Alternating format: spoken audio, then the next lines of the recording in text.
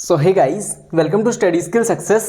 तो हमारा नीट 2020 का जो कोविड-19 का एग्जामिनेशन रहा था उसमें बायो का जो पार्ट रहा था उसके हम क्वेश्चंस कर रहे थे हिंदी में, जिसके दो पार्ट्स ऑलरेडी हम कंप्लीट कर चुके हैं। इन दो पार्ट्स में हम टोटल 40 क्वेश्चंस कंप्लीट कर चुके हैं। अब हमारे 50 क्वेश्चंस बचते हैं। इन 50 क्वेश्चंस को दो पार्ट में कवर करेंगे, यानी कि आज के पार्ट में आपको 25 क्वेश्चंस जो है वो देखने को मिलेंगे। वो दोनों पार्ट्स अगर आपने नहीं देखे हैं तो उनकी प्लेलिस्ट का लिंक मैंने डिस्क्रिप्शन में दे दिया है नीचे, तो वहां से जाके उन दो पार्ट्स को जरूर देखिएगा, बिकॉज ये जो प्रीवियस ईयर क्वेश्चंस पेपर है वो आपके नीट 21 के एग्जामिनेशन के लिए मोस्ट इंपॉर्टेंट रहने वाले हैं। सो फिलहाल शुरू करते हैं आज की इस वीडियो को। इसके अलावा इन सब की जो पीडीएफ है वो आपको हमारे टेलीग्राम चैनल पर मिल जाएगी, जिसका नाम है स्टडी स्किल सक्सेस। टेलीग्राम पर इजीली सर्च कीजिएगा, आपको मिल जाएगा। चलिए देखते हैं आज का हमारा पहला क्वेश्चन। देन पूछा गया था 131 नंबर क्वेश्चंस कि आम और नारियल के फलों के सही लक्षणों को आपको पहचानना है। नंबर 1 दिया गया है कि दोनों में फल एक अस्टिल है। नंबर 2 दिया गया है कि दोनों में अंत्य फल भित्ति खाने योग्य है। नंबर 3, नारियल में मध्य फल भित्ति रेशेदार है और आम में यह मांसल है। और नंबर 4 दिया गया है कि दोनों में फल का विकास एकांडपी अंडाशय से होता है। तो इसके जो सही लक्षण हैं वो अपने को पहचानने हैं। तो इसका जो राइट ऑप्शन ऑप्शन नंबर ए होगा, यानी कि 1, 3 और 4, यानी कि 1, 3 और 4। सेकंड जो है वो गलत हो जाएगा, बाकी सारे के सारे सही है। ठीक है, तो इसी यहाँ पर हम बोल सकते हैं कि ऑप्शन नंबर ए जो है वो हमारा बिल्कुल राइट होगा। चलिए नेक्स्ट चलते हैं। जीव संख्या घनत्व पर अप्रवास का कैसा प्रभाव होता है? जीव संख्या जो घनत्व है उसका अप्रवाह पर कैसा प्रभाव होता है, ये आपको बताना है। ऑप्शन नंबर ए दिया गया है नकारात्मक, ऑप्शन नंबर बी है सकारात्मक और नकारात्मक बोथ, नंबर सी है जन्म दर द्वारा निष्प्रभाव होना और नंबर 4 है सकारात्मक। देन इसका जो राइट ऑप्शन है वो होगा आपका ऑप्शन नंबर डी सकारात्मक, यानी कि पॉजिटिविटी के साथ जो है वो इसका बिल्कुल सही राइट आंसर होगा सकारात्मक, यानी कि पॉजिटिविटी। चलिए नेक्स्ट क्वेश्चन। निम्नलिखित में से किसमें नर और मादा युग्मकोद्भिद स्वाधीन स्वतंत्र रूप में विद्यमान नहीं होते? टेरिडोफाइट, शैवाल, आवर्तबीजी या फिर ब्रायोफाइट?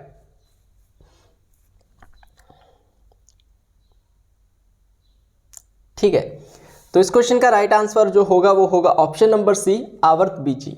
आवर्तबीजी जो है बिल्कुल इसका राइट ऑप्शन होगा। क्लियर है गाइस? चलिए नेक्स्ट क्वेश्चन। कार्यकलाप, कार्य और संबंधित पादप हार्मोन के विषय में निम्नलिखित को सुमेलित कीजिए। तो आपको इनको मैच करना है। एक में आपका है फल पकाने वाला, बी में आपका है शाकनाशी, फिर बोल्टिंग करता, फिर प्रतिबल हार्मोन।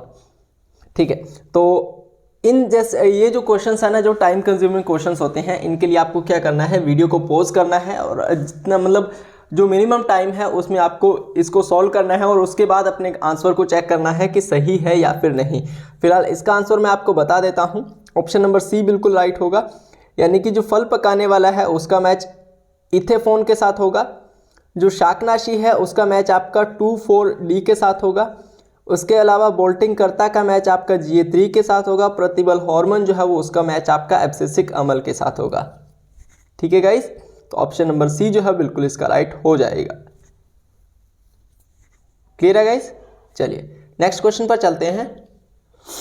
नेक्स्ट है कि वायवीय श्वसन के दौरान जो पाइरूवेट डिहाइड्रोजिनेज कार्यशीलता है उसमें किसकी आवश्यकता होती है, ये आपको बताना है। कैल्शियम, लो, कोबाल्ट या फिर मैग्नीशियम?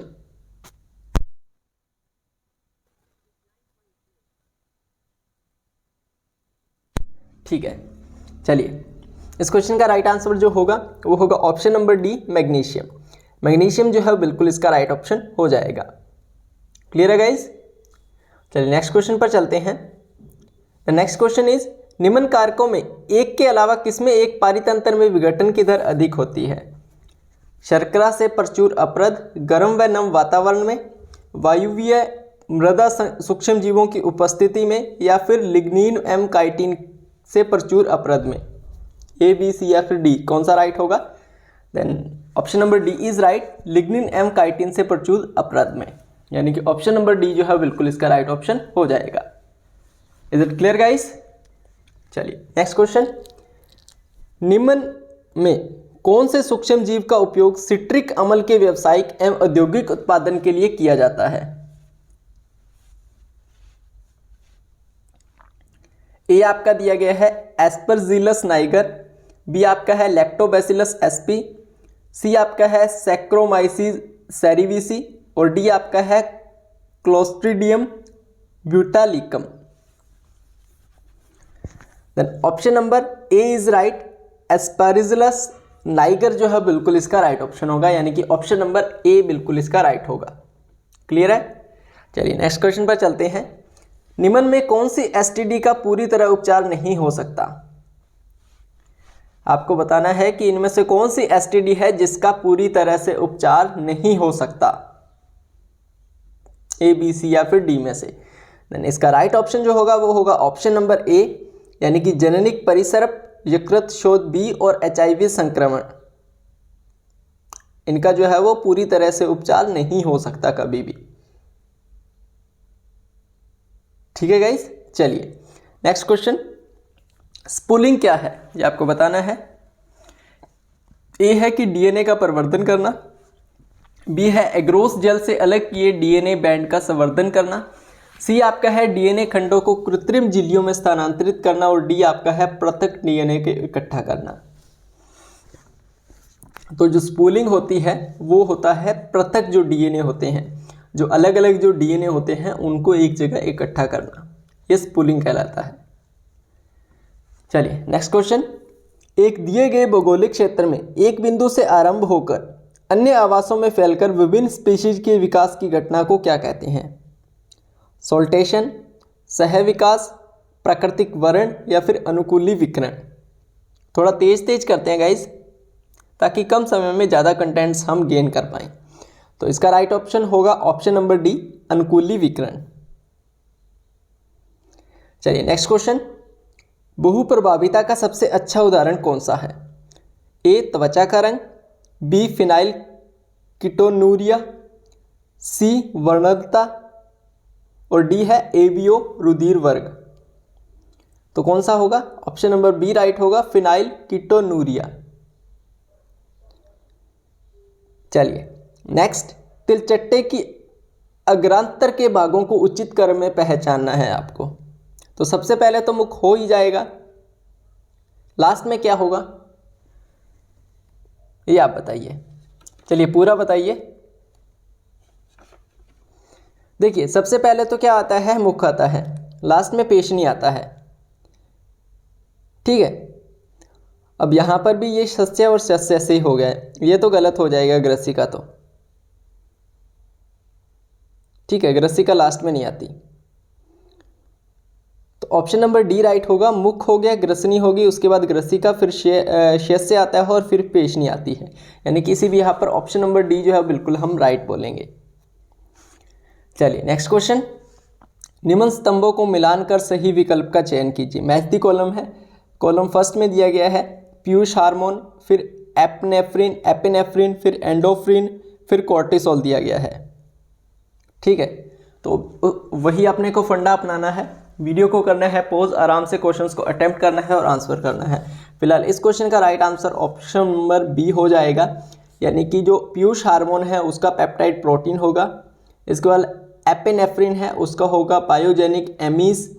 इसके बाद जो एंडोफ्रिन है उसका होगा न्यूरोपेप्टाइड और कार्टिसोल का स्टीरॉयड जो है बिल्कुल इसका राइट ऑप्शन हो जाएगा। ऑप्शन नंबर बी बिल्कुल राइट होगा। क्लियर है गाइस? चलिए नेक्स्ट क्वेश्चन। निम्न में कौन सा विकल्प एनेलिडा संघ के विशिष्ट लक्षणों को उचित रूप से प्रदर्शित करता है? तो बताइए कि कौन सा ऑप्शन है जो कि एनेलिडा संघ के जो विशिष्ट लक्षण है उसको उचित रूप से प्रदर्शित करता है। तो option number B is right, त्रिकोणिक खंडित देह और द्विपार्श्व सममिति। ऑप्शन नंबर बी बिल्कुल राइट होगा। चलिए नेक्स्ट क्वेश्चन पर चलते हैं। अब मैथ्स दी कॉलम्स है, थोड़ा बड़ा है इसलिए मैंने इसके ऑप्शंस को थोड़ा साइड में कर दिया है। तो आराम से वीडियो को कीजिए पॉज कीजिए और आराम से इसको अटेम्प्ट कीजिए। इनमें से एक या दो का भी आपको अगर पता है ना तो इजीली आप ऑप्शंस को पिक कर सकते हैं। जरूरी नहीं कि 4 के 4 आपको पता होना चाहिए, एक या दो भी आपको पता है तो आप इजीली इसको अटेम्प्ट कर पाते हैं।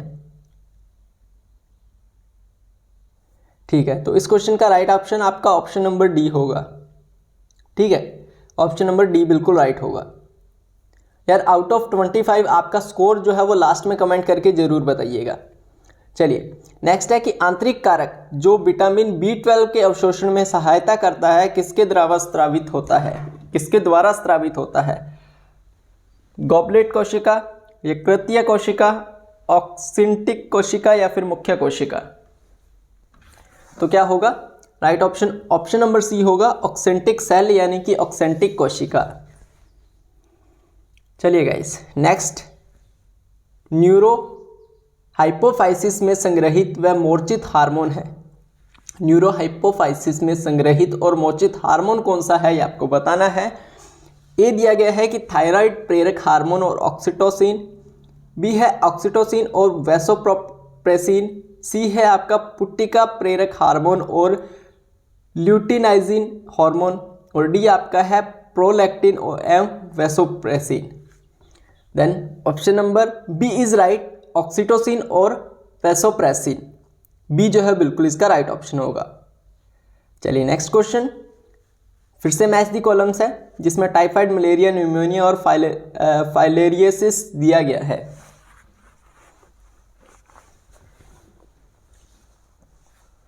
सो इसका राइट ऑप्शन जो है वो ऑप्शन नंबर ए होगा। ठीक है, ऑप्शन नंबर ए होगा।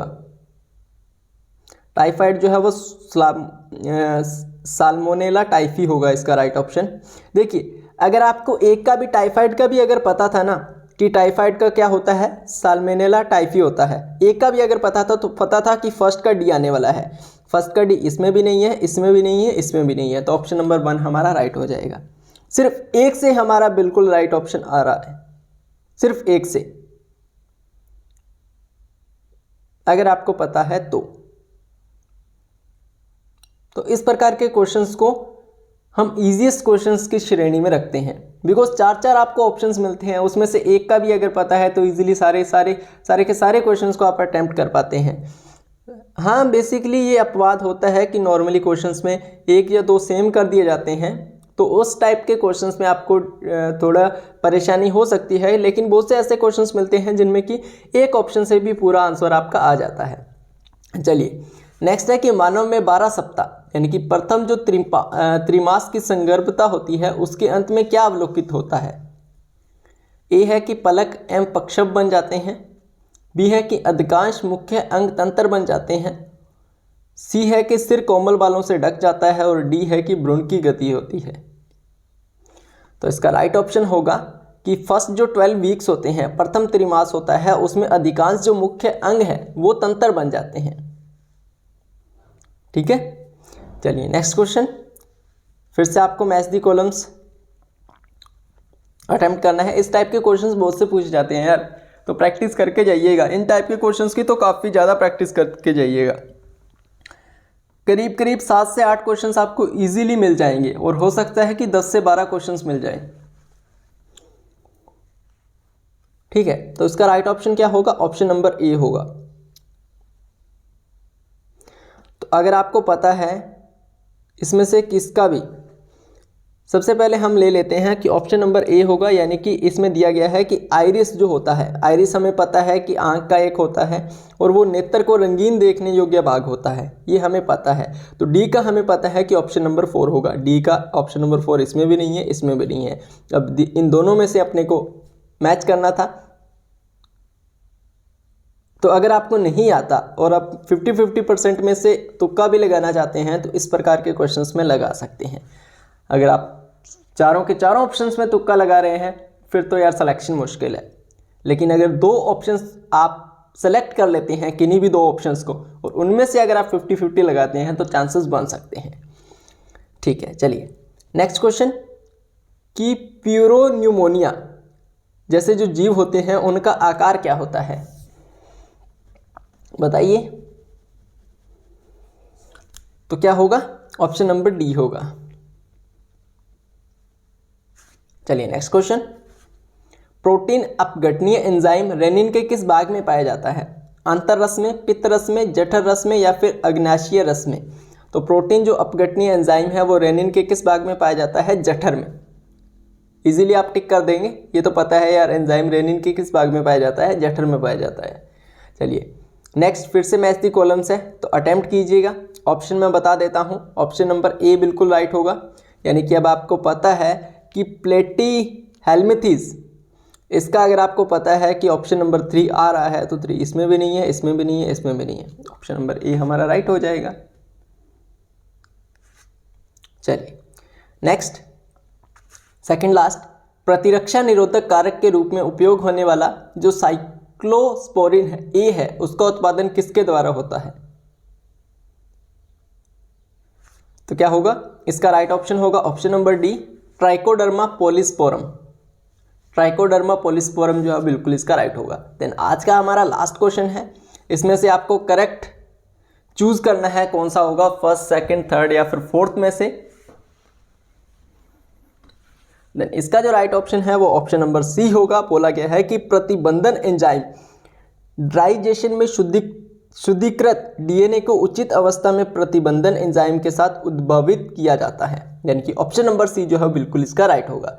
देन गाइस ये था आज का हमारा सेशन। आज के हमारे इस सेशन में हमने 25 क्वेश्चंस किए हैं एंड नेक्स्ट हमारे लास्ट 25 क्वेश्चंस बच जाते हैं जो कि फोर्थ पार्ट में आपको प्रोवाइड करवा दिए जाएंगे। बाकी इस 25 क्वेश्चंस में से आपका स्कोर कितना रहा कमेंट सेक्शन में कमेंट करके जरूर बताइएगा। अगर वीडियो अच्छी लगी तो वीडियो को लाइक कीजिएगा और जितना हो सके जितने भी यार हिंदी मीडियम एस्पिरेंट्स हैं नीट के, उनके साथ शेयर जरूर कीजिएगा। इसके अलावा ऐसी ही इंपॉर्टेंट वीडियोस आपको चैनल पर मिलती रहेगी, तो उसके लिए चैनल को सब्सक्राइब करके बेल आइकन को जरूर प्रेस कर लीजिएगा। पीडीएफ के लिए मैंने आपको बता दिया है, टेलीग्राम पर सर्च कीजिएगा स्टडी स्किल सक्सेस, आपको पीडीएफ मिल जाएगी। वहाँ से आप पीडीएफ के जरिए भी इन क्वेश्चंस को अटेम्प्ट कर सकते हैं। सो बाकी मिलते हैं नेक्स्ट वीडियो में, तब तक के लिए good luck and have a nice day.